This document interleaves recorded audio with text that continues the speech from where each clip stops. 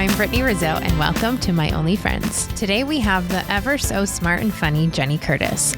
Jenny is a huge reason this show even exists and has been a guiding light in my podcast journey. She has 2 podcasts out. One she directs, Solar, an audio drama starring Alan Cumming and Helen Hunt, and another one, Hollywood Unscripted, where she converses with actors, writers, and directors about their trajectories.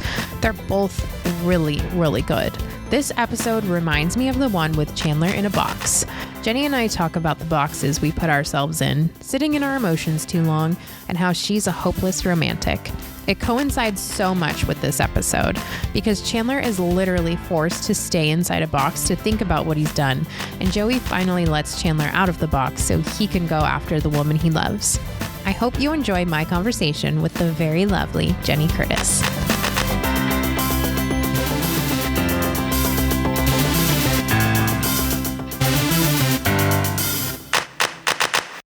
Wait, how do you have your background all blurred out and cute? If you go down in Zoom, so there's a mute button and then there's a stop video button.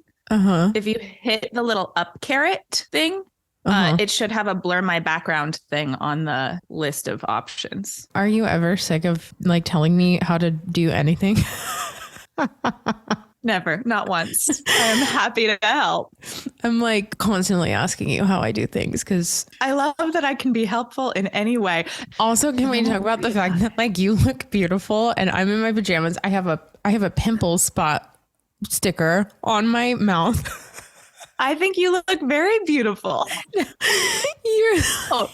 Oh, let's be real right now. I mean, I think I have eye makeup on because I was already out of my house today and I felt like a monster this morning. But I have the there's, if you go into Zoom preferences, there's touch up my appearance. So it's fully filtered. My face doesn't look like. Oh, yeah. Why have I not known about this? Oh my God. I'm just slumming it, completely slumming it. No, you're being real, and I think you look lovely. Oh my gosh, thank you. Well, last night, thank God it happened when it did. But I was just sitting here editing another episode, and I started smelling the weirdest smell, and I was like, that doesn't smell right. And then I was getting a blasting headache. I had a gas leak. No, oh my God. Scary, right? At 11 o'clock at night, the gas company came out and fixed his gas leak. And I was like, thank God I did not light a candle to get rid of the smell. Oh my God. Are you? Yeah. Yeah. So it was just, I was like, are you kidding me? And then I was so excited to go to bed early last night and I didn't because they were over here fixing the leak. And then at 2 a.m, I hear this car alarm going off and it was right outside I'm on the street is right there. Yeah. And where all the neighbors park their cars. And I hear this car alarm going off and I'm like, oh my God. And it woke me up and it would not stop. I look out, someone spun out, hit 3 cars on the side. I was like, holy shit. What is the energy happening outside right now? In this building, I'm like, how do I sage this entire building right now? Seriously, and all my neighbors. Wild night. Yeah. I know. Yeah. And I didn't even leave my house. I don't have to ever go out to have exciting stories to tell people. I feel like that makes it a really great place to live. I mean, I'm glad you didn't die in a gas leak. Are you feeling okay today? I feel fine. I had a pounding headache. It was so it was so weird. I was my head was splitting last night. And then I was like, oh, well, gas leak. Awesome. Cool. Where did you go today? Oh, yes. I'm fine. I'm fine. Just the normal, Yeah. The horrifying. How could anyone survive such a thing? Right. Today I went and got breakfast. Nothing exciting. Went out with a friend. Drank way too much coffee. Usually in the mornings, I live across the street from a Starbucks. And so I'm ashamed to say I get Starbucks every day. But I know exactly every day how much coffee I'm drinking and what it does to me. And today I didn't do that. I drank coffee at a restaurant and they kept refilling my cup. So I am buzzing right now. That's so funny because I was literally going to tell you, you're getting me right when my coffee is almost gone. So you're either going to get a chatty Cathy or Brittany having an existential crisis. I'm going to be excited. My heart was pounding right before this. I had to turn my heat off. And like, I was like, I'm sweating, but I'm freezing. I'm like, that's because I just had coffee and like my nerves are already going every time I get on a podcast. And I'm like, oh, for sure. This stupid idea. But we're also have to say together. We're in it together. Also, are you on a Shure microphone? Yeah. I'm so proud of you. Look at you. You got your whole setup. You're doing it. You're doing it, Peter. I should let everybody know that I would not be doing any of this right now if I didn't have your survival guide, because I mean, you and I have met. I don't think we were ever in class together. We were, but it was like, it was over 10 years ago. Well, not over. It might have been like 9 years ago, but like it was a while back and it was very short. Yeah. Like I think you might have been coming in when I was leaving. Something like that. Or I changed nights immediately. Like I remember seeing you do a scene. Oh, I'm not going to remember her name. She had blonde hair. That's all I remember. Eliza. Yeah. Eliza. I remember you two doing a scene together. So that, but yeah, we barely have seen each other. I just know of you in the general sphere of things. Yeah. And we've like other parties and Mickey mostly. The Mickey, a beloved guest on this podcast. You have 2 podcasts or 3. I mean, I have a bunch, but none of them are like currently releasing. So I never know what to say. In theory, I've made 4 podcasts. Wow. But the current ones, like if you're talking about Hollywood Unscripted, which is my interview show, that one, I don't even know. Like, I feel like such a liar when I talk about it because it was my full-time job for a while. And then when I started doing Solar, which is my big show that I gave everything to, I realize like I said, I'm buzzing, so I'm talking fast and in circles, but Hollywood Unscripted, I just realized I've done 7 episodes in the last like year and a half. Like, I don't feel like I can count that as I don't know, because those 7 episodes were like home run. They're so good. Thank you. I think it's become more of a thing of like, when I have somebody to talk to that I think is a really good conversation, I'll say yes, but I'm not actively pursuing doing the show. But yeah, so I have those 2, Solar and Hollywood Unscripted, I think are the 2 main ones. I had a podcast during the pandemic called A Moment of Your Time. It was a daily. So Monday to Friday, I would release an episode that was like 5-6 minutes long, sometimes 2 minutes long. And they were all like pieces of content contributed by people like around the world. And I was just like, I'm losing my mind at home because we're all on lockdown. So if anybody else is losing their mind and want a platform to put out something or to create something for, I have one. And so it was literally just a show of people sending in like poetry they've written or songs they've written or like whatever. It was just original pieces of content that each day we would put something out. And I loved that show. But I think we released 360 something episodes of it.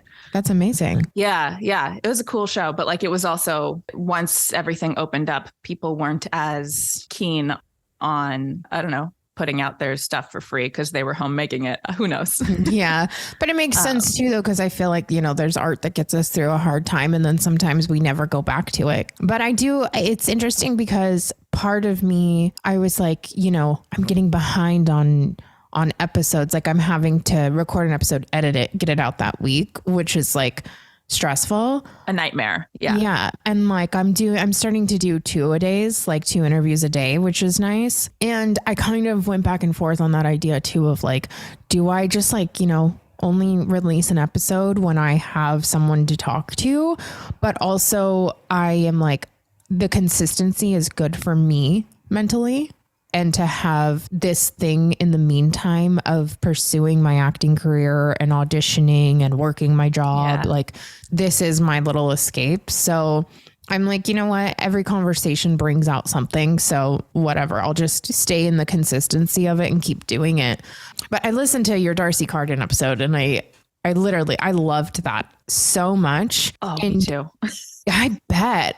And you did it in person too. And I was like, good for her, because I would be so nervous. She was an angel. Like she was definitely one. So like, and we've talked offline about like how to pitch and how to like get in communication with PR companies and all of this. So for her, it was one of those, like her PR company had reached out to me and pitched her. Wow. And I was like, oh, yeah, I haven't put out an episode in a while, but I will drop everything to talk to Darcy. Right. And because it was also, I think about when I get a pitch in about a person, it's more than just, do I want to talk to them? It's, do I have an angle when I talk to them that feels either good for me or good for a show or whatever. And with her, you know, my show Solar, I play an AI that kind of learns and is growing throughout. And so I was like, well, I feel really connected to her as Janet in The Good Place. So I feel like we could talk about that. And also, you know, A League of Their Own was about to come out, and Barry is one of my favorite shows. So that's what, you know, she was promoting at the time. And I just, it was a no-brainer to talk to her about. And I feel like when I do stuff like that, it reminds me, sometimes it makes me sad because I feel farther away from the career that I wanted. Like, I want to be in her seat, not mine. Yep. But also sometimes, but sometimes it feels hopeful, because then I look at her trajectory and I'm like, well, we had a lot of similarities that surprised the hell out of me. And it's a good reminder. That show is a really good reminder that everybody's path is different and nothing is like a hard stop. You haven't made it, or you haven't accomplished your dreams and you're going to be stuck on the other side of the window for the rest of forever. So yeah, I like that show. Maybe I should do it again. Who knows? Yeah, I think you should. And I totally, you guys sound so much alike. Like when you guys are talking, I was like, whoa, both of these very calming, pretty, like angelic voices that are just so well spoken, which is not me at all. I disagree, but okay. But I think the one time in an audition, somebody was like, does anybody ever tell you something like Meg from Family Guy? And I was like, cool. I was like, well, at least they're not telling me I look like Meg. They're telling me I sound like Mila Kunis. So that's okay. And yeah, I was having that same kind of thought when you were saying how like you want to be on the other side of it. Like I said, as much as I love doing this podcast, sometimes it does feel like, you know, the PE coach who never made it as the football star, which is, you know, my own shitty insecurity, but being like, well, I guess I'm not making it as an actor, so I'll start a podcast. And then I like shit on myself like, oh, me and everybody else has a podcast and now this podcast. But I like what I'm doing and I'm enjoying it. And as someone who doesn't leave their house, this is like the best way to connect with people also. And I like the conversations I'm having. So yeah, all that to say, I couldn't do any of it without you, because I knew you had all these podcasts and I just had this idea and I didn't know how to execute it. And I can't tell you how many times I refer back to your email. Like, you sent me this email and it was the longest, most well put together email of like podcast 101 and like how my brain could compute it. And you have been so willing to help, which goes back to like my imposter syndrome. I'm like, why is this person being so nice to me and helping me? Like, what is happening? Like, I'm like, I don't deserve this. Like, I just hit her up out of nowhere. And now she's like so willing to help me. This is crazy, but I'm so appreciative of it. And like, you have helped me with pitches. You have helped me with technical difficulties. You've fixed an entire episode for me. Like the sound. And I'm like, holy shit, like this girl is just a big giant light. And so I just want to say thank you so much.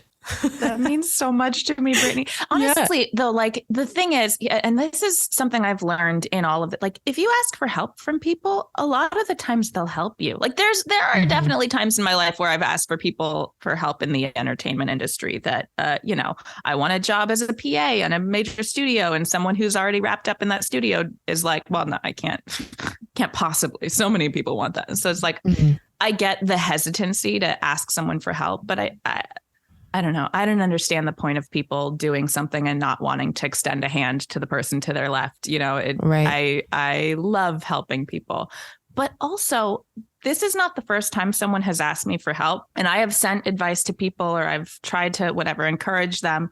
And you took it and ran with it in a way that I've never seen anybody do. Like you got your stuff together and, you know, you created a beautiful artwork and an amazing show. And like, I'm just so impressed with everything you're doing. And I don't feel like I had anything to do with it. I think it's all you. So well, thank you. Likewise. I mean, you do have a lot to do with it, but because I'm like, I just want to get on that level. I'm like, I want to get on Jenny's level. You are the host of your own show. How How did you get into podcasting? Like, what made you go, okay, I'm going to start a podcast? Like, what was your moment? It was a total accident. And this is something that I've had to work through on my own, the way I talk about it, because I work for a company that is a family company. So my father is my boss, and I never thought I would be in audio. It's not where I dreamed of being. I've worked for a decade in production, and I've worked every job in production I could possibly work. And I love being on set. I want to be an actor, but I love being a director, and I'm good at being a producer and all of these things. So I've hopped from job to job to job. And when my father turned his company from a magazine company into a podcast company, I was always like, I don't want to be a part of the family company. I don't want to be a part of the family company. I'm going to go do my own thing. I'm going to be an artist. Mm-hmm. And when he switched to podcasting, suddenly I had actual advice that I could give, where I could be helpful. And it's not somebody just like handing me something because I'm part of the family. It's, you don't know this area as much as I do, so let me offer advice and let me try to figure whatever. And at the time I was working in casting, and we had a slow couple weeks in our casting office. And so since we weren't doing anything, I was like, well, I'm just going to hop over and help these people who are setting up a podcast company. And I think I was just, helping edit or helping give advice or helping, book things. And at the end of the week or the 2 weeks, whatever it was, everyone's like, maybe you should stay. Maybe you should keep doing this with us. Yeah. And so I sort of realized, like, I don't love being in casting because, again, it's so close to where you want to be, but you're on the other side of the table. And I was like, well, being a creator of a podcast or like a producer or whatever, maybe that's a step in the right direction. So it sort of just started as, let me dip my toe in and help where I can. I became the producer of Hollywood Unscripted. We had a different host at the time. And yeah, so that one was all just like, yeah, I can produce this. That's fine. And sit in on these amazing conversations and listen to them and figure out what I would do, because I would rather it be much different. So when it became my show, it was much different. And it it was an accidental full-time job. It was supposed to be like, let me do this part-time while I continue doing casting. Me and my partner in Solar, Chris Porter, who wrote the thing and is my co-director and co-producer, he and I worked together, or do work together, in an immersive theater company called the Speakeasy Society. And he was actually hired at the company before I was, because I knew him and I kind of connected him to the company. But because we're both storytellers, we're not talk show people, immediately we started developing Solar, which lit a fire under all of us. It took a really long time to develop it because we were working on other shows, but it became this big opportunity of like, oh, we can tell a story the way we want to tell a story. And that became more and more enticing. So it sort of shifted from part-time to full-time when the pandemic hit, and there was nothing else going on, and there was no casting to do, really. And podcasting blew up because people could do it from their homes. Right. So that's how I ended up here. And now I have a show that I'm very proud of. Yeah. And you just went to Comic-Con with it? Yeah. I mean, so Solar, very quick nutshell version, it's an audio drama rather than like your typical podcast. So it is a full-blown TV show with the sound, the visuals, the music, the acting, everything. It just, or I said visuals. It's everything except the visuals. So you're not watching it, you're hearing it. But hopefully it is so intricate with the design and the music and the acting that you are seeing it in your own imagination. That was the most exciting part of it to us. And it's a story about a doomed space mission to the sun, where this ship gets hit by a solar flare and the surviving members have to figure out what went wrong and how to get home. And it's a big thriller, but it's also an existential look at what it is to be human and have self-worth and all of these questions that we ask ourselves all the time. And so that show came out the end of March this year, and it's 12 episodes. So it ran for 3 months. And since then, we went to Comic-Con in San Diego and we were on a panel called Audio Storytelling. And then we just went to Comic-Con in LA and we had 3 different panels that weren't solar focused, but we had solar people on each of them, where one was about writing, one was about directing for voice acting, and one was about voice acting itself. It's been a huge opportunity that's opened really interesting doors that I never thought about doing before. I've never thought about Comic-Con before. Right. That was not on my list of like, I think I'm going to end up there. It was just, the next step forward. And it was really fun. I love that. Well, congratulations. I mean, I love seeing all of it. And it is interesting. Like, we know we want to get from point A to point B, but we have to be so open and fluid with the journey there, because you have no idea how you are going to get there, but you will. You think it's going to go a certain way, and like, oh, I'm going to do the regular of like, I'll book a co-star and then I will book a guest star and then I'll book a series regular and like climb the ladder. But like, then all of a sudden in between all those steps, you're like, but I also produced a podcast. I also went to Comic-Con. I also did this podcast. Like, my pimple spot thing is coming off the more I talk. It's such an inconvenient place for a fucking pimple. Do you have like, this is so random, but do you have like a really bad habit that you saw another character did? Because I ask that because every time I go in my bathroom, every single time, no matter what, and it's like on autopilot, I have a magnifying mirror. I will look into it and I will just go to town on my face. And Charlotte, from characters? No, I already did that. But then there's an episode of Sex and the City where Charlotte literally was so happy to stay in one night and just pick at her face in a magnifying mirror. And I was like, I'm not alone. I'm not alone. But I'm sure I have something like that. It's funny because like I have listened to your show and I think it's really magical the way you find yourself relating to characters, or like taking what you're seeing on the screen and relating it to your own life. I think it's a really beautiful thing. I don't know that I do that. Really? I know like in my own, like in acting, I did a live show, or it was via Zoom because it was the pandemic, but we did a version of the Christmas Carol for the Speakeasy Society.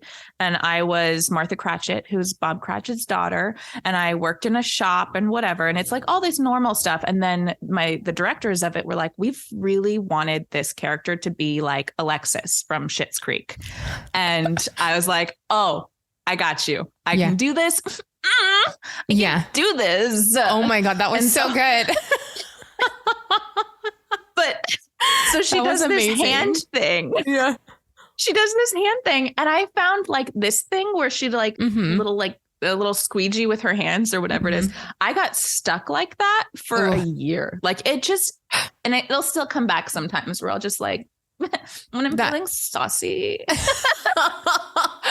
That is so funny. Also, while I'm watching you, I'm like, you're beautiful and like so interesting to look at. Like you're very compelling. And I am like, you are like a mixture of Kat Dennings. I'm sure you've heard that before. I have heard that one. And Carly, was it Carly Shacklin? I think I've told you this, from Mr. Robot. She played Rami Malek's sister. Oh, yes. Yes. Yeah. Like, oh my God. I think those are both very high compliments. And I appreciate you saying that. And with a little bit Alexis. A little bit Alexis. Yeah. It's so funny because I have just across the board the most random people saying who like, you remind me of this person or this person and this person. And my answer is always like, yeah, I get that a lot from like just random people because I think I have a very generic face. So people can like superimpose onto me what they think I look like. Not at all. No, it's not a generic face. It's a very unique, like all those girls that I just listed, all are very unique and like distinct features that are like beautiful and incredible actresses also. Thank you. I am, just as talented as they are, I'm sure. You are. You absolutely are. So speaking of like shows and stuff, I listened to the 36 podcast. 36 questions. 36 questions. Yeah. And I looked just this morning. I was like, this came out in 2017. Like, yeah, that's pretty ahead of the game. Yeah. And it's funny because I was thinking about it, and to give anybody who hasn't listened to it, I highly recommend it. It's a 3-part audio drama musical that I think it was the first podcast that I listened to, like audio drama podcast, because my sister kept like harassing me about it. She was podcast obsessed. And I was like, I don't care about podcasts. Yeah. This means nothing to me. And I listened to that one and I was like, oh, I am obsessed. I mean, it's Jonathan Groff plays the guy and he's like a massive musical star. And I shouldn't have started with names because now I'm not going to remember who played the female part. And she's brilliant. Jessie Shelton. And she does a phenomenal job. And it's funny because like I haven't listened to the podcast version of it. I've just listened to the album of it for a while. And then when you said like, you mentioned to me there's a Friends reference and I was like, oh, I forgot. Maybe I should re-listen to the podcast itself. Man, it's really good. I really like that show. What's funny that you say that is because I could this is where look, I don't make any sense, but I can listen to the Hamilton soundtrack. Watching Hamilton on Disney Plus, when I watched it, I was like, is this ever going to end? Like, so it's interesting that you'll listen to the soundtrack of this, but you didn't listen to the actual podcast. It's like there's something in there where our brains have to cut out chunks of things in order for us to pay attention to it more, maybe. I think I didn't have, just to say that about Hamilton, I didn't have the same exact thing with Hamilton. Like I can sit and watch it. I saw it in person and I was like, this is amazing. And I love musicals, but I listened to the soundtrack before seeing the show, which I never do because I always want to be surprised when I see a show. But I was like, I'm never going to get to see Hamilton, or it's going to be years because it's in New York and it's so expensive and whatever. So I listened to the soundtrack and it blew me away. Yeah. So I was obsessed with that soundtrack when I first heard it, and I listened to it over and over and over again. And then by the time I saw the show, I was like, the show's okay. It was better in my mind. And it really is. Like, I think it's the same. It's so funny because I didn't even realize 36 Questions I had told you, like, I want to talk about because I love it and it means a lot to me. But I never even thought about the fact that it's a podcast and that's what I do. Like, it just dawned on me today that I was like, oh, that's a really good connection for me to talk about, like, what I do professionally. And I relate so strongly to this story. And I think there's something really, really nice about getting to imagine for yourself what you think the story looks like. But that is what's interesting. It is and it isn't, because if I'm left to my own devices, it's not great. Like, I want somebody to show it for me. Sometimes, like, I was listening to Solar and I was like, ooh, I'm getting scared. Like, my head is not, my visual going along with some of these things, not the best. But with 36, it's like way more happy and like fun. It's much happier. Yeah. So, and like, so I was like, okay, this isn't bad. But like you said, you're like, I'm seeing all these things, which is it's just crazy. I really loved the concept of this, and the music is good in it too. So when you are driving, it just kind of feels like, oh, I was listening to people talk and like now I turn the radio on and now this cool song's on, and it just happens to go along with the story. But when they were mentioning the Friends episode, they're like, yeah, and this is the one where Rachel turns out to be a complete psychopath. Like, that was Jonathan Groff's line. I was like, that's so funny. And it's so funny because I feel like when people mention Friends, I'm like, oh, they did that specifically for me. I know they did that. Like, they knew one day, what is it, 6 years later, you were going to hear this show. Exactly. So they were like, we did this for Britney. But I think that's what makes like a good artist, though, is when they can make the audience feel like this is specific for them. Yeah. And I loved that. Jonathan Groff, his voice is incredible. Jessie Shelton is like the like, I don't even know what the timbre of her voice or something is, just addicting to me. It's very reminiscent of Ellen Winter, who is one of the co-writers of the music, who I am also obsessed with her album. I think I'm more of an audio file than I realized is really what it is. Yeah. I mean, that makes sense. And it's interesting because I love podcasts, but I think I'm more of a visual person at the same time. But then it is interesting too, because like to fall asleep, I have to have Friends on so that I can visualize it. But I think it's because I know it so well. Well, so then the question, because I think the reason I used to be the same. And I think I'm not even used to. I love visuals. I love like going to movies and seeing, you know, the incredible feat of creating something on the screen. And I'm not opposed to that in the least bit. But I think since I've started directing, and when I was younger, I was always like, yeah, maybe I'll direct one day or whatever. But like, since I've started directing, like, I love thinking about how I would do it, how I would stage it, or what visuals would make me happy, or what I would want to hear, or whatever. And I think that stems from being an actor, like in a scene that you're in, you're the one creating what somebody else is looking at. Like you're the subject. So I don't know, like, does that ever feel like if you're watching something, you'd rather be the one creating it? Yeah, I mean, there's definitely, I think it's more so like when I see people on TV playing a part that I am like, this is the type of role I want to play. And I know that I could bring a different layer, another layer to it. So I definitely see that. And I don't know, maybe I sound crazy. There will literally be times like if I'm like in my apartment crying and just having a moment, I'll literally imagine that there's a camera and I turn the whole thing into a fucking scene. And I'm like, and scene, and I'm done. And I'm moving on with the rest of my day. And I'm like, boom, just won my Oscar. But like, that's an incredible tool. Yeah. But maybe I'm a crazy person, but I don't know. My friend, I won't out her, but she was like, I do the same thing. And there's been times she was like, put your camera on, like turn your camera on and film it. Like if you find yourself like having that breakdown and like switching gears to being like, I'm going to turn this into a scene for my movie.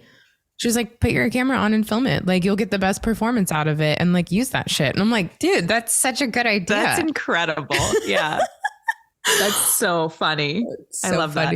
You were saying that 36, the musical podcast was like meant a lot to you. So what about that? Was it like during a hard time you were listening to it, or did it just really inspire you?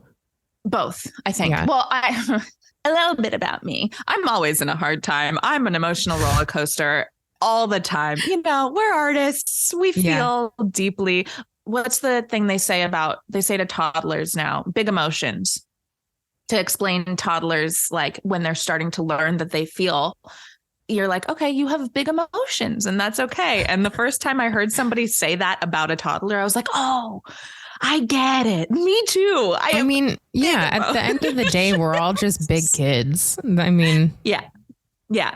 So we feel things, but that was sort of, I always relate to stories or music or whatever that has these really, really deeply rooted emotional ties to, I want something. I don't know if I can have it, but like, I love it deeply. I'm set on fire by how much this is right. And I might not get it. And 36 Questions, the music itself is stunning. There's something about the like, duh, that like resonates through my body, and it feels good for me to be melancholy, and it like triggers that. And so I loved this story about a girl who's fighting for what she's trying to get her husband back because she lied about her life. And I don't know why that resonates with me so deeply, because I don't lie about my life, but like I've always connected to stuff like that of who am I really? Like, what is our story? What is the thing that matters? And that's really a question that this podcast poses is who this woman is more important from when she says she started living, which is after she met her husband, or does her history and her past of who she was, does that matter more? And I feel like all good art is always posing the question of like, who are we and what are we and what do we leave behind when we're gone? Which is funny because I realized, like, to circle back to Comic-Con, I had a writers panel that I was hosting and a bunch of writers were on it. And there was a VR story and an in-person immersive experience and my show and something else where like everybody had a project where the underlying current was, what do we leave behind when we're gone? And I feel like that's everybody's everybody's asking that question. And that's sort of what, like, as people, I feel like we're all, whether we're actively thinking about it, but like, that's also like, we want to make something that makes a difference or leaves somebody something something. That's the most eloquent. Just leaving Jesus it better than Lord. we found it, you know? I totally, you want to leave something behind that people will remember or use in their day-to-day life. And it's a lot of why I started this podcast of like, you know, I'm not where I want to be in my acting career because I do want to be inspiring people with my art. And I do want people to feel less alone through like how I feel when I watch Friends. Like they make me feel less alone. They make me feel happy. They bring good energy to me. They bring me comfort. And I want to do that. So in any way, shape or form, I'm going to, which is why I started the podcast. And so I totally relate to that. Yeah. So that's why. So to circle back to 36 questions, it was very much, I think the first time I heard it, it struck a chord in me that felt inspiring because I wanted to tell a story like that. Like I would love to tell a story about that kind of need and that kind of connection and that kind of brutal honesty after the trials and tribulations of not being honest with yourself and with others. And it really, really resonated with me. And it's funny because I think when you had asked me what project I might want to talk about, and I don't know, I could talk about everything in every direction. I'm terrible at making choices, but musicals that resonate with me, the very first one that has ever stuck with me was Les Miserables. Which is a huge famous musical. And everybody always talks about Valjean or whatever. And Eponine, who's a side character, but you know, she's got the best song in the show. But Eponine is this character who's deeply in love with someone and never gets him, but will do anything for him. And she's just so brutally herself and brutally like sits in her feelings. That would be the one character. Like I've seen myself in Eponine since I was 12, probably. Like I have always been Eponine. And I don't know if that's a self-fulfilling prophecy, but yeah, I turned myself into Eponine real hard in my life, but I love her. So it's okay. Yeah. You know, wait for my knowledge because this might be like insulting to people who love musicals. But the first time I saw Les Mis was with Anne Hathaway and Amanda Seyfried. Yeah. Is that Amanda's character or no? No, she's neither of the famous people. She was like a legit stage actress. And gotcha. And she's phenomenal. She's the character that, spoiler alert, if you haven't seen Les Mis, I'll just skip this part. But she dies delivering a letter from Amanda Seyfried to Eddie Redmayne. So she dies delivering a letter and it's from Eddie Redmayne to Cosette. Oh God, now I'm going to forget. But they screwed it up in the movie and it made me so mad because they were basically like, screw this character and everything she's about. We're going to cut down her part because it doesn't matter. So she literally dies in her best friend's arms. And the way they edited the musical into the movie, he just is like, great, I'm going to go talk to the girl I love now. And there was no like, let me mourn this woman. And I was just, anyway, not a fan of the movie. Probably for time's sake, because that movie was like 6 hours long. I feel like it was really long. And it's funny because my best friend Sarah and I went to go see it and like we had no idea what we were in for because again I wasn't a musical person. We had no idea what we were in for. And there was a moment we were looking at each other like, what the fuck did we just like, this is not the happy Christmas movie we wanted to go see. And then we leave there and we're both hysterically crying, like sobbing. And then I became obsessed with I Dreamed a Dream. Oh yeah. Anne Hathaway's song. I like had that on rotation on my iTunes for so long. And I just loved that. No, Eponina is the one she sings On My Own. So it's like, it literally is just talking about how she walks around at night and imagines this guy beside her because she loves him. Yeah. And I don't know if it's something that I'm more comfortable with, but like, that's just always been, I'm really great at living a fantasy life by myself and being so sad about the fact that it's a fantasy. Like I'm good at the whirlwind of emotions that on my own. So funny. I mean, I totally get it. And were you the type of kid who was like, you know, you're in the backseat of your parents' car and it's raining and you have your head out the window and you're in your own music video? Oh yeah. Hardcore into Let's that. Go back to the beginning. Just like pretend. I was always pretending I was Hillary Duff in a music video all the time. It's a good callback. Yeah. So funny. Wait, so you love musicals so much? Why haven't I ever heard you sing? Oh, I don't know. I sing in my daily life all the time. You know, I'm I will sing no matter what I'm doing, but then you put me on stage, and I say this with an asterisk next to it because I have done several shows where I am supposed to sing. Like, so they're all plays that have music in them. So I can get away with like, it's not like a big musical number, but yeah, I don't know. I probably sabotage myself in that regard because I get so nervous if I'm supposed to sing for a show. And if I'm just singing in my daily life, I can sing all day long. I will belt out a song in public, totally fine.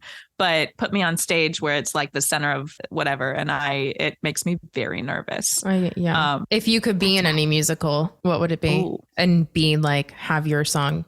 What song? Oh my goodness. I'm a really big fan of the Waitress musical, the music from the Waitress musical.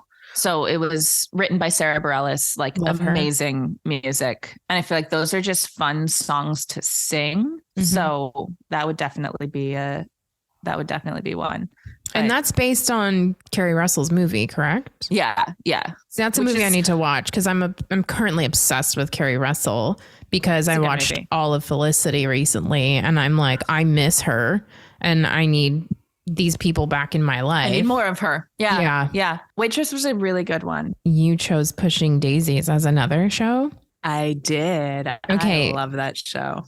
This show, I had a lot of thoughts because here's the thing. Like I've said millions of times before, I'm a huge baby.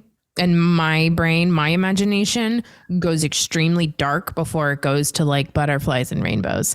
So last night when I was deciding whether I was going to watch Chuck or Pushing Daisies, I was like, okay, I'm going to watch Pushing Daisies. And then I read the like synopsis of it and I was like, bringing the dead back to life. Probably not something I should watch before I go to bed. So then I start looking up Chuck because I'm like, oh, sitcom comedy. And then as I'm typing up Chuck, everything coming up instead of Chuck was Chucky. And I was like, okay, what the fuck, you guys, like, give me a break. I was like, come on. But I did watch the first episode of Chuck, which I think I ended up falling asleep, but I do like the premise of it. It's really interesting. Yeah. It was nothing like I expected it to be, which was really such cool. A fun little show. Like I just actually finished, but the reason I had mentioned that one is I literally just finished rewatching the show like yesterday. Oh, really? It's so goofy. It's such a goofy show. Of course, binge it and you'll find all of the plot holes. Like it's right. There are a million plot holes or a million things they set up that they're like, we don't feel like dealing with that problem this season. So we're just going to forget that we ever said it was a thing. So funny. I feel like shows now don't do that, but I feel like in like late 90s, early 2000s, there's so many things like Sean Hunter on Boy Meets World had a sister and then just like she disappeared. No. She never had a sister. He never had a sister again. It was also a time when binge watching wasn't as much of a thing. Like people weren't really going out and buying DVDs of the shows. They were watching them as they aired once a week on TV. So you don't remember all of the little things. So when you watch a show across 2 weeks and 5 seasons, you find all of the problems, and it depends on what mood I'm in, whether I forgive the problems or not. For Chuck, I could forgive those problems all day long. I think that show is just so stupid and delightful. And, you know, they're always saying the same thing. Always, you know, every season it's like, I'm tired of the spy life. Okay, we're done with the spy life. Oh, wait, we can't give up the spy life. Next season. Oh, I'm tired of the spy life. That is so funny. And now Pushing Daisies, how many seasons did that have? I feel like Pushing Daisies 2. It only had 2. They had to cut it off short. I think it got canceled because of the writers' strike in 2008. And it is such a tragedy because that show. So you didn't watch any of it. Is that what No, I did watch Pushing Daisies. And that also took me a second because look, everybody told me I should watch House of Cards. And in the first minute of House of Cards, a dog dies. I never watched it again.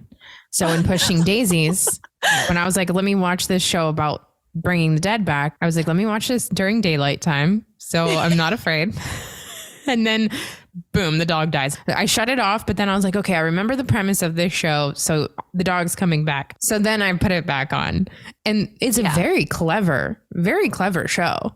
It's so clever. It's so bright. Like it's so funny that you were scared of it because it's like a very bright, happy show that is about death, but also like it's done in such a cute way that I think I'm always into these stories. I'm a sucker for, what the industry has fed me of not unrequited love, but like love that you can't necessarily have. And so the fact that like for anyone who hasn't watched Pushing Daisies, it's about a guy who can touch a dead person and bring them back to life. But he has to touch them again within a minute so that they go back to being dead. And if he doesn't touch anybody else or if he doesn't touch them again in that minute, somebody else dies. So he's essentially solving crime with the private investigator, waking dead people up and asking who killed them. And then they have to go on adventures. But in the pilot episode, he comes across the truest love of his life, who he was in love with as a child, and her name is Chuck. Her name is Chuck. Maybe I'm just really into that name. You're gonna have a kid and name it Chuck, or you're gonna meet a guy and get the love you deserve. Your name is from Chuck. That's you're not mine. You're gonna meet the love of your life, and his name's gonna be Chuck. It won't matter what he looks like, what he does, his personality, just his name. That is Chuck. I love you, Chuck. Chuck. So funny. I did not realize that. But yeah, so this concept of he can't bring himself to kill her, so he keeps her alive and a bad person dies in her place or whatever. But like they now can never touch again, but they like fall in love. And so it's all these cute ways of them being connected where they can't necessarily. Anyway, it's so sweet. It is. And like you said, the colors are all very bright and like kind of like Brady Bunch-esque. But like it's also like this kind of dark concept at the same time. So I liked it. This is also something that like if I watch something where someone has obviously made a big creative choice and they accomplish it, or they, get it greenlit or get it made, or it's up there and they've taken a risk. I love it. Even if it's not a story that relates to me, even if just seeing somebody take a risk is the most meaningful thing for me. I had this conversation the other day about La La Land because I loved La La Land. I loved that movie. Me too. One of my top 5. Absolutely. So it's a musical. So you do like. I know. This is why I say I don't make sense. But I also think it's because they're not singing the whole movie. Yeah. I have like a little bit of a break. And also they are just incredible. And it's kind of like that Singing in the Rain vibe, like that old timey musical, not the I'm going to the store today.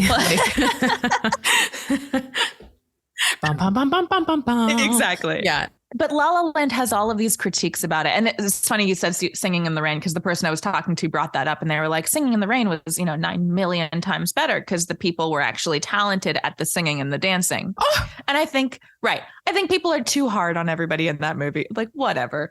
I can forgive all of the flaws in the movie, which there are flaws, but I can forgive all of them because it was a big swing and you're seeing something beautiful on screen that someone made a huge effort and like thought through the colors and the motion and the and the story and the whatever. And it's just like beautiful to look at. And I remember sitting in the movie theater and I was actually sitting in between Mickey and Kua when we went to go see it. Oh my gosh. And I'm crying. Sobbing. Like I am just crying through that movie. And I think we left and they both looked at me like, so I guess you liked it.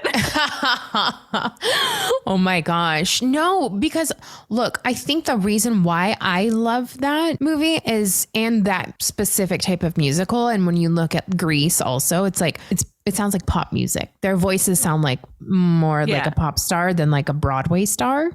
And sometimes, and this is not to say that they're not talented, sometimes I feel like Broadway artists, their voices sound very similar. There's a style. Yes. Yeah, there's a style that, and I think I probably fall in the same boat as that of like, I don't actually love the classic Broadway style. Like there's some songs that I adore or some shows that I adore because of nostalgia or whatever. But, but I don't think it's not all in one little box. Yeah. Right. And it goes on to like, some of the artists that I love the most are not necessarily the most perfect, amazing singers. They're the people who, it's the emotion behind it. It's the performance behind it. It's the way they relate to the audience. And so you couldn't tell me Emma Stone was not singing to me in that, because I mean, she is an actress from Nevada. struggling. I'm like, oh, ding, check, ding, check, like literally my whole life. And in this relationship with this person. And I was just like, I just related to it so unbelievably much. And like, I loved the Here's to the Fools Who Dream. Like it's something. I was in Greece recently and brought me home the prettiest like vintage painting that says like Here's to the Fools Who Dream. And she's like, because you're a one woman show, like you're doing your podcast, your one woman show. And I was like, oh my God. And like I'm sobbing her just giving this to me. But when people say they don't like that movie, I just like tune them out. Like whatever. It's like that and Taylor Swift. If you don't like them, then we're probably not going to be the best of friends. Everybody's entitled to their opinions. It's really funny. I feel like I found myself. They're wrong. They're absolutely wrong if they don't have the same opinion of me. But at the same time, like I had this conversation. I went to see a show. I was in New York for Thanksgiving and my whole family went to see a show. And I will full blown say I hated it. I hated the show. I'm not going to say what it is, but like I hated it. And my family hated it. Like it was so uncomfortable. They misadvertised it as this huge jubilant thing. And it was not. It was incredibly depressing and self-loathing and like all the things I really didn't need to see because I was in a deep depression at the time. And I was just like, and it was just, I left feeling disgusting. And then we went to dinner and my whole family was hating on the show and how like it should close as soon as possible because it is closing and whatever. And I was like, you know what? Like now I'm going to spend the whole night defending this show that I hated too. But like it totally has a right to exist. It got rave reviews. It won a Pulitzer. It won Tony. People loved this show. So like the fact that it resonates with someone else, great. Good for them. I'm so happy it resonates with someone. It's just not for me. Right. At all. Right. So that's where I'm at of like, I feel like I have trouble speaking in absolutes anymore. And this is a real problem that I think as I've grown older, there are just no absolutes. I try to say like everything is a gray area, which makes it very difficult for me to live my life with any declarative statements. I understand. And I feel the same way. And also it's hard to speak in absolutes because you're always at a different time in your life. And I remember Modern Family, for example. I never watched that show. And all I would see is them win a bunch of awards. And I'm like, I'm so sick of watching award shows because it's just the Modern Family show. 10 years later, I started watching it. I went back and watched all their acceptance speeches. Like, I was like, these people are incredible. These people are amazing actors. Yeah. Nobody could have ever played those parts. I texted you. I saw you on an episode of Modern Family. An episode. And I was like, oh my God. Like, I feel like that's one of those shows, like, even just to be a small part on a big show like that is like such a big win. Like if I could have just been like, here's your coffee on Friends, I would have felt like I was an A-lister. Oh, I had one line and it was the greatest day of my life. It was half day. It was a half day. That set ran like magic. Like everybody was so on it and so efficient in everything they were doing because they were in season 6. They had their thing down. But I have never felt so welcomed. And like, I got a trailer like for my one line and it was the most, I had my own makeup artist for my one line. It was the most magical day of my life. It was in 2015, I think is when I shot that. And it's to this day, still one of the best days of my life. I love that. And you know what? It's just such an incredible, I just love being on set. It's the best. I'd rather spend 14 hours on set than any other job. Going back to, because I do like to tie in mental health with this podcast, you had said you were in like a deep depression when you had seen that musical. So is depression something that you deal with daily or in your life, or is it situational? And what are your best tools that you have? The answer to all of the options is yes. It's funny because depression and anxiety are very prevalent in my life. And I don't think I've fully mastered I don't have great tools. I'm working on it. I'm always a work in progress, but it's something that I've dealt with since I was young, and I really enjoy leaning into my emotions. So, I think there are times that I make it far worse for myself because my favorite music is sad music. My favorite movies are the moody ones. My sister loves making fun of me because she's like, when I want to cry, I put on pop so that it's like up and I'm out and I'm like ready to shake it off. And I will go home and put on something like really, really sad and emotional. And listening to Adele. Yeah. Yeah. I just sit in it, which is not the healthiest thing. But I think there's a balance. And for me, that's where my creativity comes from. You know, like there's a line. Sometimes I go off the ledge and I'm way too sad. And I think I've been dealing with that a lot this year, where I've recognized that it's in a far worse place when I'm sad than, you know, my normal melancholy that I like to sit in. And then I can go work on my writing and like write it out and feel better afterwards or whatever. I'm currently in the mindset of trying to figure out how to better my tools. When we were making Solar, we started really, really working on it in 2020, like the writing process and the whatever. We started recording in it in 2021. And so it was 2 years of like extreme anxiety. I wasn't sleeping well. I wasn't whatever, but I'm also not someone who I don't like to take medicine for things. I think when I was younger, I self-medicated, and that I don't want to go back to places like that. And even though I'm an adult now and I can control everything, I think I don't want to. So I started going on walks, and it became a thing where I was doing 20,000 steps a day, because I would go on a 2-hour walk in the morning and a 3-hour walk at night. And I just like wasn't sitting down. So then I was like, oh, maybe this isn't the healthiest thing. Like it's all like finding a balance for me. And, you know, now I don't walk nearly enough, you know, got to go back there. But I'm just this pendulum who's always trying to figure out like what works for me in the moment. And yoga helps me, walks help me, listening to music helps me, allowing myself to feel my feelings and coming out on the other side of it helps me, talking to friends helps me. I have recently almost started therapy. I failed at that because it was confusing. So at some point I'm starting therapy very soon.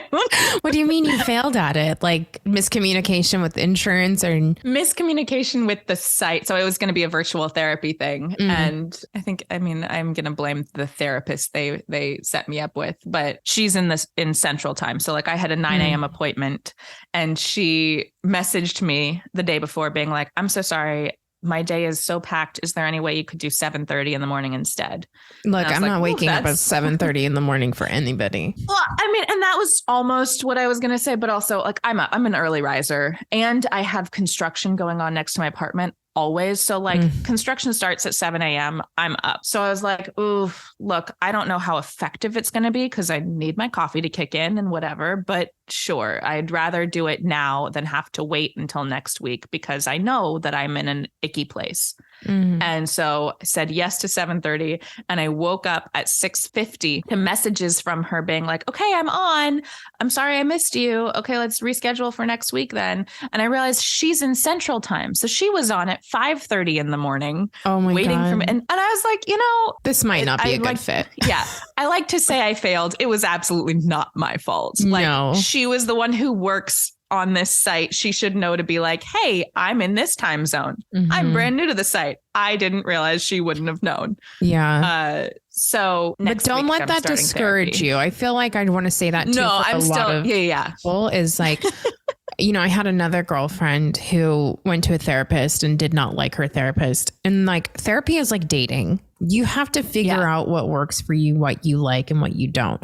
And what I found that I have during the pandemic, you know, I was doing a lot of Zoom therapy. And when I could finally meet the therapist I was going to over COVID in person, we didn't vibe. And I was like, I'm never coming back here again. Whoa. And I got a new therapist, and I did a couple sessions with my current therapist and then went and met her in person. And I was like, yes, I'm very sensitive to people's energies. And like, so I had to make sure that I could vibe with her in person to also feel like I was getting what I really needed to out of therapy. But it is a whole lot of trial and error. And I think, you know, when you are in a bad spot or a depression, you just like want the help and you want out of it so badly. And then you get discouraged along the way, or you're like, well, clearly therapy, like, what the fuck is this even doing for me? Like, this is just causing more stress. So sometimes it's not the easiest thing in the world, which everybody has to, unfortunately, do that trial and error process to find the right fit. And that's absolutely something I'm keeping in mind, and I'm going to continue reminding myself. It's funny because I always known that like therapy is a great thing and I should always do it, but I'm really good at, I want the people closest to me. This is going to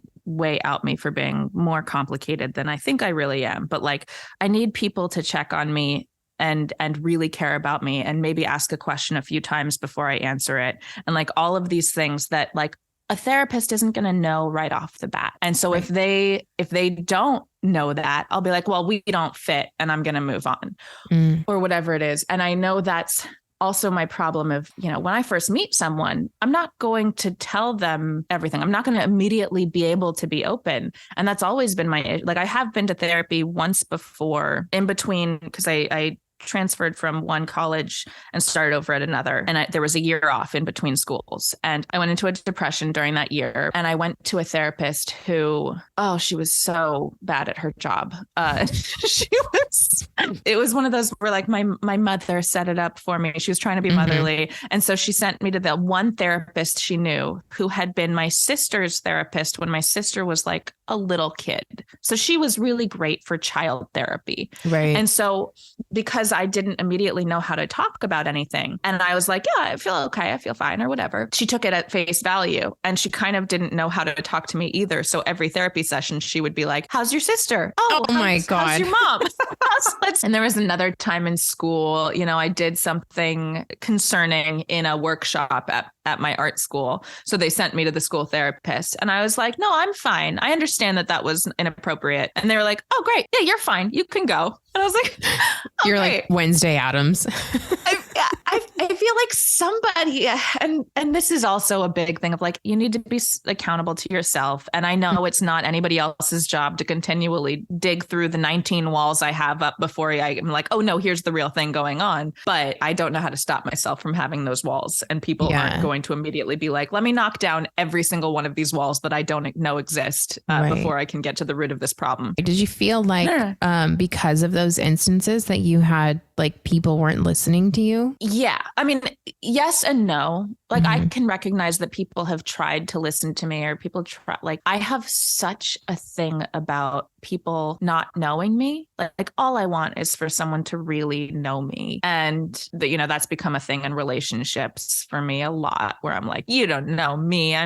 The person in your mind is just what you've made up. You don't know me. And it's become, it's like a thing for me that I don't know where it came from. Like I don't have real past trauma. Like I've led a very blessed life. I have all of this baggage that I just kind of created for myself, and people making the effort to really understand who I am or what's going on with me has always been a big thing for me. I mean, I totally understand the creating the drama for yourself or the baggage for yourself. I get that.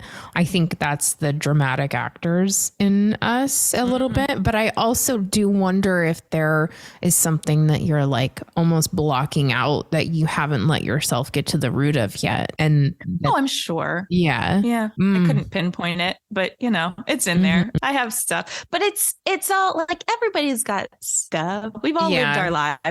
Yeah. And yes, as actors, we're probably prone to the dramatics. In those hard times and like in your depression or anxiety, is there a character you channel a lot? It depends. I don't think there's one. I know I am a weird, hopeless romantic that's never really in many relationships because I push everybody away. But so I feel like romantically, like circling back to Eponine, who's always going to be in love with the person and never actually have that conversation. I've found myself in that position a few times. And that I don't know if it's a world I create for myself where I'm like, this is who I am, where I'm just going to be sad about it instead of, I don't know. Yeah, I get that. I feel like that reminded me of what you said, a hopeless romantic who pushes everybody away. Do you remember Hilary Duff in The Perfect Man? I don't think I saw The Perfect Man. Oh my God. This also reminds me, there's a Wendy Williams TikTok that's going around. I don't know if you've seen it. It's like, was I the only person who saw Hilary Duff's movie over the weekend? And she raises her hand and the whole audience is quiet. Like that's me in this moment. Hilary Duff is my queen. But in The Perfect Man, she's this hopeless romantic trying to set up her mom with the perfect man. All the while, the guy that she meets at school who's helping her do all this is like in love with her, and she's pushing him away the whole time. Yeah. And it's interesting because I'm like, I do the same thing, but also do I do that because I saw it done in movies all the time? So I thought that's what women are supposed to do. Like, did I pick up that habit? You know what I mean? Even though I also struggle with the fact of like, even when people are really nice to me, or even if it's my closest friends or a boss or, you know, I'm like, the imposter syndrome kicks in where I'm like, they're going to find out that I'm a former piece of shit. And like, they're going to be like, I can't believe I even helped this girl. Or like, you know, I know that I have friends who have such a strong moral compass. And like, I'm like, well, I can't get close to them because I'm like, I think about the things I did in my past that I'm not super proud of. Or so then I start negating the entire relationship or friendship and making it seem like it's not that important. I mean, in order to not feel certain things, which is awful. And I just did it. A girlfriend of mine passed away over the weekend, and oh God. I was so upset. And then I found myself going, well, why were you that upset? You guys weren't that close. Like, I started diminishing our relationship to not feel the feelings of being upset. So that was a whole tangent. But to go back to what you were saying, it's like we make ourselves feel this way. Yeah. I mean, we bring it on ourselves. And I feel like I have like 3 things I want to go back to based off of what you just said. I mean, but the first thing is like, yes, we build this box for ourselves and then we put ourselves in it. And to go back to our friends, Mickey and Kua, like there were many times where we were for a while, like, you know, we spent all of our time together and there would be days where I would have to say to them, like, do you guys hate me? Yeah. Are you mad at me? Do you hate me? I just I understand that this is a psychotic question and there's no reason for you to feel this way. And can you just let me know? And, you know, they'll be like, yeah, you're crazy. And no, we're not mad at you. And no, we don't hate you. We literally have been hanging out for the last 72 hours. Why are you asking? Right. I think that's part of, yes, we have learned everything from media. I mean, we've learned everything from like where we're raised and who we're around and yes, our surrounding society. But like those of us who consume media at the level that, you know, actors and other people do, we've learned everything from media and how to behave and how to take social cues. So we have learned to second guess ourselves because characters are always second guessing themselves. So I do think that's part of it. The thing about imposter syndrome, and I have massive imposter syndrome. God, like I know that. It's the worst. But Hollywood Unscripted is the interview podcast of mine where I'm talking to top filmmakers, top actors. They have the careers that we can only dream of. But I refer back to that all the time because half the time they talk about imposter syndrome. You know, Lee Daniels, who is an Oscar-winning director who, you know, he's got an insane story for one thing. But like he was literally talking to me about imposter syndrome after many of his Oscar-winning movies have come out. He's like, I still wonder if they're going to find me out. I still wonder if they're going to be like, oh, yep, that guy, that was a mistake. And it just never goes away. And I feel like there's a comfort to that of knowing nobody's an actual imposter. If you're creating something, you're creating something. If you're doing something, like you're actually doing it, you're not faking it. Right. So yeah, we feel like we don't belong at the table, but nobody does. The table is made up. Yeah. And the table is made up. And it's interesting because it ties along with your self-worth and like feeling worthy of being at the table, like getting to that point of feeling worthy of being at the table. And then you also have to get to the point of believing that you're going to stay at that table. Like, it's not just like, I only get to be here for 10 minutes. I got to make the most of it. Like, no, I'm planting my feet right here and you will deal with me. Is there like a quote from a movie that you use in your daily life or like a TV show? Hot Fuzz, the word yarp, so Hot Fuzz is the perfect comedy. It is a perfect comedy. I've never heard of it. I feel like you would hate it, knowing based off of the conversation we've had today. I feel like you would hate it, but for everybody else, is that weird that makes me feel closer to you? Because I'm like, oh, she knows what I hate already. Like, this is a good friendship. It's a good friendship. I will warn you. I mean, I still think you should see Hot Fuzz at some point in your life, but it's so funny and it's so dark. Like, it's so dark, and it's, you know, there's a bunch of murders that go on and whatever. But there's a character who only talks in yarp. Like, he only says yes, but his word is yarp until he says narp because he's saying no. So yarp and narp are two of my favorite. Is he Australian? No, he just doesn't. He's just a silent character that only says That's yarp. So funny. I think I said it to you actually at the beginning of this interview. I say, you're doing it, Peter, all the time. Yes, you did say that. So from Hook, when Peter Pan is finally like imagining the food and one of the kids goes, "You're doing it, Peter." Whenever anybody's doing anything, I'm like, "You're doing it, Peter." And usually people don't acknowledge that I've said it because they have no idea what I'm talking about. I have all sorts of quotes that just pop up, but like, it's not like I actively think about it. It's just stuck in my Rolodex and it comes out, you know. It's funny because I had this question like months ago when I first started the podcast, and now there's like a trend on Twitter, like, what obscure quote do you use often that nobody else gets? And I'm like, you motherfuckers. Like, I stole it from you. I know, but I also do love it because I'm like, this is so good. Because sometimes I don't ask that question because I feel like people don't have it, but a lot of people do. And it's just so funny because like even last night when I was getting the gas fixed, I live in there's 12 units in my building and we've all lived here for over 10 years. And I'm friends with all my neighbors except like the newer ones who moved in. And my neighbor downstairs came up to check on me. And then my neighbor across the way came over to check on me. And I pulled a line from Friends. I was like, quick, what would Jack and Chrissy do? Because I just felt like we were on an episode of Three's Company where it was like, there's like always a neighbor coming in and out of the door. And I just like love it so much. But I'm like, the fact that nobody knew that I was quoting Chandler from Friends about Three's Company, I was like, I'm so alone. Like nobody gets it. Oh no, nobody gets me. I know. But my favorite, again, it goes back to what I'm saying where I'm like, if I'm crying or having a moment, I turn it into a scene because I think I just had like a really long day at work and I just got this sweatshirt, a Cinderella story sweatshirt. And I was sitting in my car and I was crying in the Wells parking lot. And I was like, I'm Diner Girl. I'm doing what Diner Girls do. It's like to myself, like I don't even need to be around people to quote things. I just do it to myself. I think that's so, no, I think so.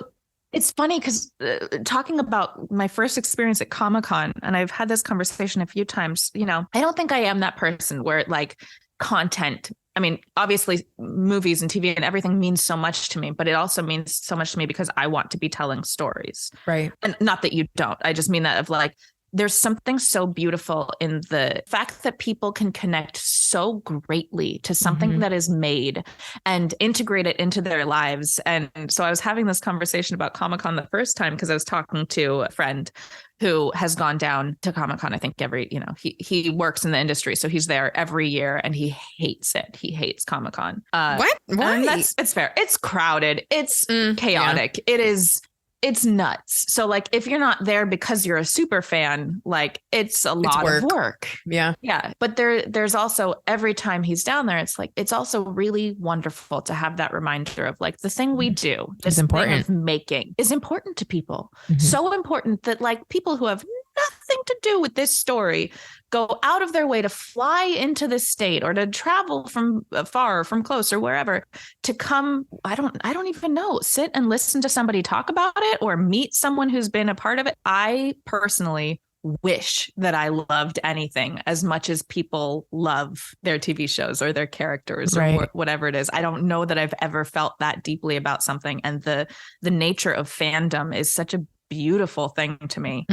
So I'm going to ask you now because I don't know if you talked about this on another interview yet, but I saw you met Chandler. You met Matthew Perry. I saw your post, that thing of you waited in line to meet this person. I want to hear about it. I did. Well, it's a lot of, do I want to do this? Because Friends means so much to me, I don't ever want to meet one of them and have a bad experience because I don't want to then have that, it's like pulling back the curtain on a magic trick. Yeah. I don't want that barrier to be broken. I love when I go to like SAG-AFTRA Q&As. Like I've gone to a ton of them to listen to my favorite actors talk about their career trajectories and what they had to overcome and how they got into the process of a character. I love those. Like when award season comes around and we get all those invites, I love those.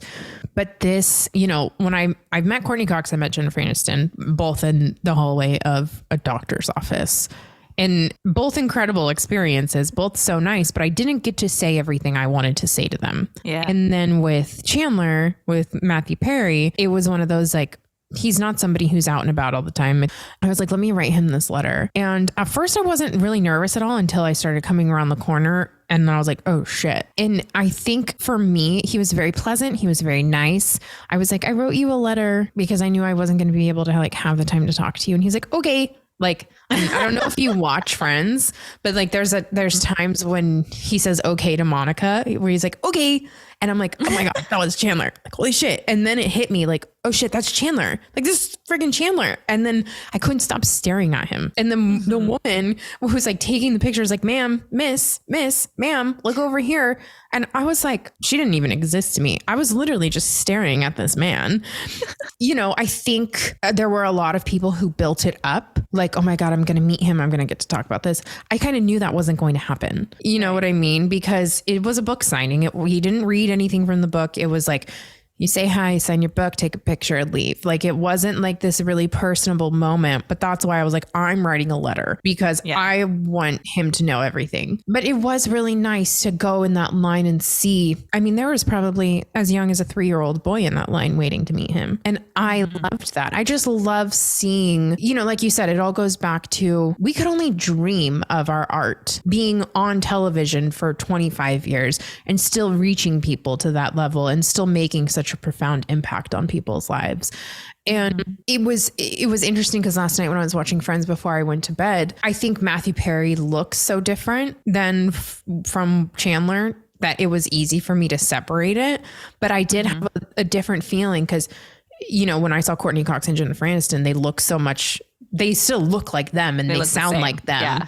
And they still have all those mannerisms. Like Courtney, you hear her voice and you're like, it's Monica. You see Jennifer Aniston, she's going, oh, like doing her Rachelisms. And you're like, that's Rachel. So then it made me more obsessed with them when I was watching the show. And with Chandler, it was like, I only heard so little and I only got to actually look at him for a brief moment. And mostly all I can remember, I feel like I blacked out a little bit, if I'm being honest. And I really only saw his eyes, because when I tell you, like, I can't even find the color blue crystals, like literally like crystals. And I couldn't stop looking at him. But what I will say is in my pictures, I'm like, he's looking at me the way he looked at Monica and you can't tell me otherwise. Like in all the pictures of me looking this way, he's looking at me with a smile on his face. And I have been staring at those pictures ever since. He loves you. He absolutely loves you. Well, I mean, but here's the thing. I don't know what you wrote in that letter. I'm sure it was beautifully written, but I can guarantee you it meant something to him. Like, there's no way he didn't go home and read that and have that actually mean something, because it's so rare. There's a difference between the crazy, like, and the like, here's why what you've done has meant something to me. And and those messages mean something to creators. Yeah. Because like you said, no matter what caliber you're at, you're still having that imposter syndrome. And I think too, like this man has fought for his life. And I think that's an incredible thing. Like when you deal with sobriety or mental health and addiction, fighting for your life, that's what you're doing every single day. Regardless if you're 2 years sober, 6 months sober, 15 years sober, you're fighting for your life every single day. And so I just really wanted him to know that that's so important. And like, thank you for fighting this. And thank you for being vulnerable with your story and helping others, because our stories are survival guides for other people. So basically that's what that letter was about. And just like, kind of just like a thank you for fighting, and thank you for sharing your story, and thank you for inspiring me to want to do the same, because it's, you know, it's the ripple effect. And I can only dream of being on that grand scale sometimes. And then also it's nice to have that feedback, because I do see the comments people leave on, you know, it's incredibly vulnerable and scary, but also brave to share your story. And you look at people like Selena Gomez or Matthew Perry, and you hear their stories, and then in the comment sections, people can be awful. And you're just like, I want to be the reason somebody's like, oh, this is why I do it. Because of I'm helping at least one person, you know? Yeah. I mean, we had that. This is such an egotistical switch. Do it with Solar, which is the show that I made, you guys. Hell yeah, Solar, be proud. So proud of that show. So like we put everything we had into it. And Chris and I would kind of say to each other, you know, if we reach one person, it will have done its job. You know, as a business, obviously, we need other people to like it. But if one person says, hey, this affected me in a way that has XYZ, made me think or made me feel, then we will have accomplished our mission. And the feedback from the show itself has been overwhelming. It's been so incredible to hear people, you know, we've had like reviews on Apple where there's a guy who said, I don't cry. I'm not an emotional person, but I cried at this show, and it means like whatever he said. And, you know, there are people who have sent us emails to say this show affected me so deeply and it means so much to me. And here's how it relates. And it's such an incredible thing for people to reach out to someone and say, hey, here's why what you've done has mattered to me, because we're all just sitting at home being like, everybody hates me, you know. Yeah. We're all and you know, there are also reviews on our thing where it's like, I hated this show. It's terrible. It's too confusing. And the character is whiny. And Chris's favorite review is one that says like, God, the writer of this show is such a man hater. Honestly, I would own up to that. If somebody commented that, I'd be like, and what's your point? And so Chris wears it as a badge of honor. He's like, great. So someone thinks I'm a man hater because, I don't know, the guy is emotional. Who knows? Reviews are reviews and whatever. But it always, to have a story resonate with someone so that they are actually affected by it is the most meaningful thing. Anyway, so me and Matthew Perry are the same. That's what I'm saying. No, but it's so true. And like, you can really make somebody's day, and like, life is hard enough. Like, just like, spread kindness and be nice about it. And like you said, like, people are taking risks and they're making art, and regardless if you love it or not, like, you should just be happy about somebody doing something that they've wanted to do. If it's not offensive, then like, just move on with your life. And it's so funny because I feel the same way about sports. I'm like, I always feel I hate sports, but when I see a team lose, I'm like, oh, I feel so bad for them. Like, they tried their hardest, and like, now all their own fans are mad at them. Like, they didn't mean to lose. They didn't do it. They didn't drop the ball on purpose. Like, I just get too emotionally involved. I have that with the Olympics. Like, I don't care about most Olympic sports any other time except for the Olympics. But during the Olympics, I am all for it. And I am so emotional about it. And it's just because I'm so proud of the human race. Yeah. Like, people are trying really hard. Yeah. I totally get that. It's very depressing though, that somebody has to lose. Many people have to lose, but I agree. Yeah. So what is the best look? I mean, we've talked about a lot, and you have been this has been a lot of fun. Seriously, a lot of fun. I know you were nervous about, like, you're like, I don't know if I have one show or one this or one that. And honestly, you gave me so much content to go over. And that's why I really love doing this, because there's a lot of stuff that I don't know about because I am in my friends bubble or my Gilmore Girls bubble. I'm like, I've watched a lot of new stuff, which I was going to ask you. You're a binge queen. You can binge a show. Oh, yeah. Yeah, I love that. Because so my people are like, you already finished Felicity. I'm like, well, what else was why wouldn't I? Like, what do you mean already finished it? Once you press play, you can't press stop. No. And honestly, who is it? Marielle thought I was kidding because I was stuck in holiday traffic driving from Vegas back to California. And I was like, yeah, I'll probably just watch Felicity. She was like, wait, are you kidding? And I was like, no, I have a phone holder. I'm stuck in traffic. I'm just going to watch Felicity for the rest of the drive. It's not like I'm just sitting in front of my television watching. Like, when I'm getting ready, my phone is propped up. I'm watching it. Yeah. If I love something, I can't put it down. Like, I don't know how to savor it. I'm like, nope, I got to do this. Well, and here's where, you know, I think I said I didn't relate to things the same way you do, but I think part of it is I live alone and I do not deal with loneliness well. Me too. That is something. Yeah. Do not deal with it well. During the pandemic, my sister moved in with her boyfriend. And so it was the loneliest time of my life, the loneliest time of everybody's lives, because we were all stuck inside or whatever. But I don't deal with it well. So the same thing you're saying of like, put it on when you're cooking food, put it on when you're putting on your makeup, getting ready to go out, put it on when you're cleaning so that it's there. Like I think I used to be the person that put on music because I really loved to sing along. And in the past few years, it's become like I have a show on all the time if I'm not doing work because I need the company. Yep. Which I totally get that. I get that because I've been living alone. My old roommate will come back actually the end of this month. But I miss it. I miss coming home to somebody. I miss sharing my day. And even if it's a shitty day, like it becomes a better day when you come home to somebody and you can laugh about it or just like vent and then you just move on. And then you like get to watch a TV show together or a movie together or trash TV, like reality shows or just like sit and talk. And I love doing that. And so look, when it's not the right person and you live with them, it's torture.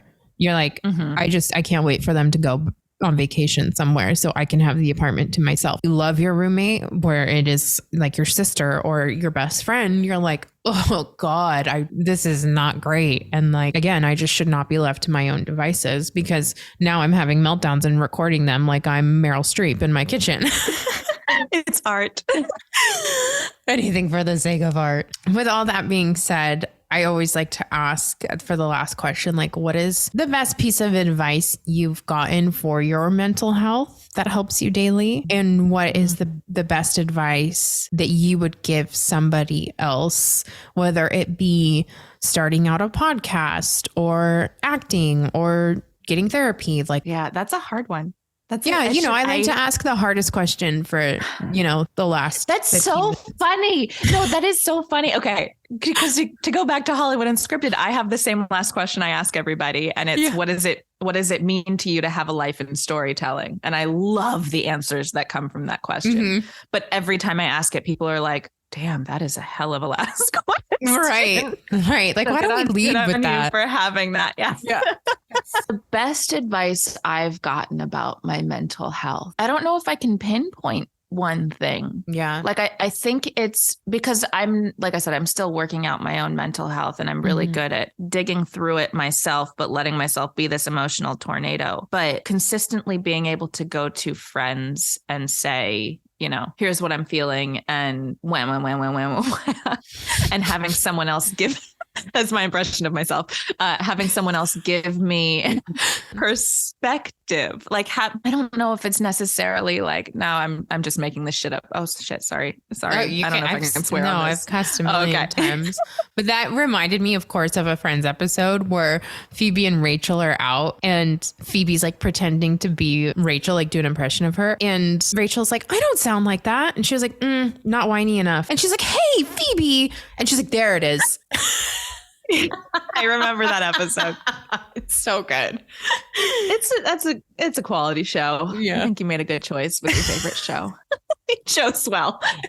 That's it. Having friends be able to say, here's my perspective on what you're spiraling about has been, it's not necessarily advice. It's just like, this is my advice to other people, I guess, to go like be able to talk to someone and hear someone else's, because we're all creating our own cages and I can spiral really easily. And sometimes I just need someone to, grab my face and say, stop it. Stop doing this to yourself. And the other advice I can give, which again, might not be advice, because like I said earlier, I've created this gray world for myself where everything is a gray zone and there are no absolutes, but understanding that everybody else is dealing with their own shit. I got it. Wait, I'm going back. Advice that someone else has given. I was like, did the phone ring? Like, I got it. I got it, roommate who's not here. Don't worry. Okay. It was not given to me. It was like an Actors on Actors. It wasn't even that. It was one of those roundtable things that probably Variety or Hollywood Reporter or something was doing. And Laura Dern said, and it was in terms of her acting, but also in her own life, like, keep your eyes on your own paper. It's not about comparing what you're doing to anybody else. It's not about, it's not about them. Whatever you're working on here, and keep your eyes on your own paper, which is incredibly helpful, both in terms of work when you're too busy, like her career is better than mine and I want that. Like, that's not going to help anybody. Let me work on being the best version of myself, both, work, personal, whatever. That's, I think, the best piece of advice. And then I had one I was going to give, but now since I was thinking about Laura Dern, it's gone. Jesus. Whoa. Fucking Christ. Apparently they're filming Fast and Furious 23 outside my window right now. Don't drive too fast is the best piece of advice I can give. There are two sides to me. There are actually probably many sides. I am a many-sided dice, but there's the really insecure, really sometimes broken person. And there's the super self-assured, very confident person, and they are constantly battling. And so allowing myself to not talk myself out of the person that I want to be, I think is what I'm working on both creatively and in my personal life. But to circle back to Solar before we're done, everyone should go listen to Solar. You guys, I'm really proud of this show. Everybody should. But this was something where like I stepped into this role as director of this podcast. I had no idea if I could do it. I know that I have very strong opinions and I knew exactly what I wanted to do, but you know, I was directing celebrities and I've never directed a celebrity before. So like going into a recording session and having people question me, I found I had to give myself the permission to be like, no, I'm going to stand on my own 2 feet and I'm going to clearly and concisely communicate what I'm looking for and what I'm trying to do. And so allowing myself to believe in my own choices was huge for me in this process. So I would just kind of encourage everybody else to do that as well. Like, you know what you want, you know how you feel. Like if you're making something or you're making choices in your own life or whatever, like you don't have to question them because somebody else is. You can answer a question with an answer, not a Love that. Yeah. It's so true. And especially when, you know, you're starting something new, I'm always like, well, what do you think I should do? I had to keep reminding myself, like, this isn't their podcast, Brittany. You know, I would get some feedback from people where I didn't ask for their feedback, or like, I think it would be super cool if you also did this. And I'm like, oh, does that mean what I'm doing isn't good enough? And like, you know, but I'm very selective now with who I ask opinions of, you being the person I probably go to the most of like, does this sound okay? Or, you know, like whenever I'm writing an email, I'm like, every time, dude, just writing emails, I'm like, you're so fucking good. I am like, you sound like a business woman. I read your emails and they're so well put together. I'm like, I still am trying to figure out how to make a signature on Gmail. Like, and I am like, wow. But I mean, so honestly, I look up to you. I really do. And like, I appreciate it. I think what you are doing is incredible. I think it is all so beautifully put together also. I can tell you're somebody who's very well thought out and I am not. So I am like, I want to be that way. And like having you as an example and being like, okay, well then how did Jenny do it? Because Jenny's doing what I want to do. So how did Jenny do it? Which goes back to like, you know, all the people we look up to and everything. So I just want to say thank you because truly you've really helped. Sweet, you've helped so much. I love that you reached out. I love that. I love that you email me when you're like, there's this thing that I'm like, it's a big swing, but here's my draft. And can you help me with this? I think that's means more to me that you trust me to even give you my opinion, which again is always just an opinion. That's another thing. Anybody giving you advice, it's just their opinion. It could always be whatever's right for you is right for you in your own right. Just to go back to the fact that you're saying, I love that you say you look up to me. I love that you say I'm put together. I love all of that. That means so much. I consider myself a giant hot mess. Like my emails are good because I obsess over them. I've learned how to write an email because I can go into my little dark cubby and work on it and change every single little word. And like, I don't think this word works here. I'm going to move it over here. And I'm going to like, I have spent so long obsessing over how to write emails, which is why like in person, when I'm speaking, I feel like I'm all over the map because I can't go back and like edit my sentences. They're already out there. Right. I'm just circling back to the gray area. I've said circling back like 9. I think this should be a drinking game. Anybody who goes back to re-listen to this episode, take a shot every time I say. You know who back. I just also saw in you a little bit is Jennifer Lawrence. Wow, that's a real compliment. Yeah, I mean they're all real compliments. Again, you know, generic face. Any general white girl. It is not generic. Okay, these people are stunning. Totally, God. They all look very. As I'm different. Like pushing my pimple patch further deeper on my fucking mouth, and I'm like, you look like Jennifer Lawrence. That was my Jenny impression. Wah. Wah, wah, wah. Wah, wah, wah, wah, wah. Brittany, Jenny, you're really good at this. I just want you to know that. Oh like, my you're gosh. really good. Thank you. You create an environment that's easy to talk in. You know, there's podcasting, and I probably have said this to you in the past, maybe. This would be a huge thing of advice for anybody starting a podcast. There's the podcast where people are like, here are my questions, and I'm going to say them in this order. And I'm not really listening to what's happening because I'm too busy making sure that I'm editing while they talk, or I'm thinking about how I want the shape of the episode to be, or whatever it is. And it creates an environment that's really uncomfortable. It's not an enjoyable conversation. You feel like you're always supposed to be delivering something that's expected. So you feel like you've failed before you even start. And you've created this podcast where people just show up and they're completely themselves. And I think you get such gems out of your guests. I don't know that I provided you with any gems, but I think everybody else has given you beautiful episodes where they're just comfortable enough with you. And maybe it's because they know you, or maybe it's because you ask great follow-ups. I don't know. But like, I think you're doing a fantastic job. And you should never second guess yourself. Oh my gosh. Thank you so much. If you could see, like, this is what I'm doing to my pants right now because I was so uncomfortable taking a compliment. I'm sweating. I was like, no, I'm going to accept this compliment. But literally on both sides, I'm like tying my pants up in a knot and like twisting them because I'm like, okay, just take the compliment, Brittany. Good. You can do it. Yep. Yeah. We're healthy people. We're healthy. Super healthy. Super healthy. Oh my gosh. Well, Jenny, tell everybody where they can listen to Hollywood Unscripted and Solar. They're both on all of the platforms. So Spotify, Apple, Podbean, Stitcher, Samsung Free, Apple. No, I already said Apple, Amazon Music, Apollo Podcasts. I'm just going to keep naming platforms. If you Google podcasts, you will find Solar. It's the one about space. It's got Stephanie Beatrice and Alan Cumming and Helen Hunt on the cover. Yes, Helen Hunt. In it.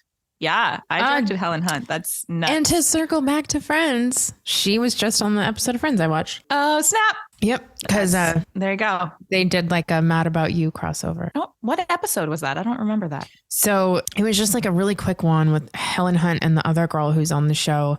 And they come in and they think Phoebe is Ursula because Lisa Kudrow played Ursula on that show and got fired from that show. And then, she got fired from that sitcom, thought her life was over.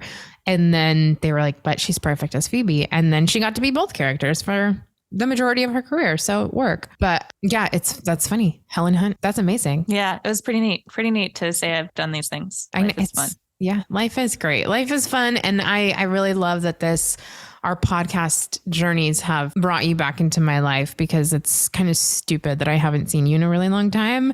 And this has been so much fun. So I'm like, well, I started this podcast we should hang out. I know. Yeah. I'm like, I started this podcast off with like, are you sick of me blowing up your phone yet? But now it's just about to get worse for you. Oh no. All day, every day. I'm ready for it. Okay. I'm so ready for it. Okay. Well, Brittany, this has been so much fun. Thank you. Thank you. And happy holidays. And I know. I'm like, gosh. I love the holidays. Me too. They're the best. But have such a good holiday and New Year. And maybe I'll see you in the midst of all the craziness. And we definitely need to get together like ASAP. Yes. Okay. Yes. Ditto. Enjoy the rest of your day. You too.